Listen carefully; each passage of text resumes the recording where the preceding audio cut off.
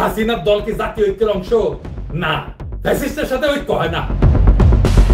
দেশ থেকে দূরে কিন্তু দেশের রাজনীতি ও সমাজ নিয়ে তার ভাবনা অটুট। পিনাকি ভট্টাচার্য এবার চ্যানেল আইয়ের সালাম স্টিল স্ট্রেট কাটে দীপ্তি চৌধুরীর মুখোমুখি, যেখানে তিনি খোলামেলা আলোচনা করেছেন নিজের জীবন, দেশের বর্তমান পরিস্থিতি এবং ভবিষ্যৎ ভাবনা নিয়ে। বাংলাদেশের সমসাময়িক রাজনীতি ও সমাজ নিয়ে প্রবাসে থেকেও যিনি সরব, তিনি পিনাকি ভট্টাচার্য।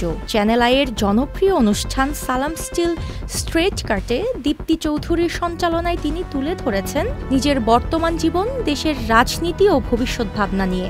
যমুনা ইলেকট্রনিক্স ঈদে ডাবল খুশি অফার সিজন 3, যে কোনো পণ্য কিনলেই পাচ্ছেন নিশ্চিত ঈদ উপহার। পিনাকি ভট্টাচার্য, যিনি বর্তমানে ফ্রান্সে রাজনৈতিক আশ্রয়ে রয়েছেন, সেখানে থেকেও বাংলাদেশের বিভিন্ন ইস্যুতে সোচ্চার। তার ইউটিউব চ্যানেলে নিয়মিতভাবে দেশের রাজনীতি, সমাজ ও তরুণদের নিয়ে আলোচনা করেন। অনুষ্ঠানে তিনি বলেন, বাংলাদেশের ভবিষ্যৎ নেতৃত্ব গঠনে তরুণদের ভূমিকা অত্যন্ত গুরুত্বপূর্ণ।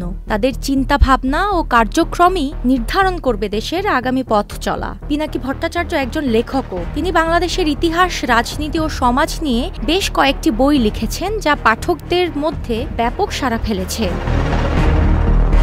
এই বিশেষ সাক্ষাৎকারটি দুটি পর্বে সম্প্রচারিত হবে। প্রথম পর্ব সম্প্রচারিত হয়েছে গত 2রা মে শুক্রবার রাত 8:20 এবং দ্বিতীয় পর্ব 9 মে একই সময়ে চ্যানেল আইয়ে প্রচারিত হবে। পুনঃপ্রচার দেখা যাবে প্রতি শুক্রবার রাত 12:30 এবং শনিবার দুপুর 1:30।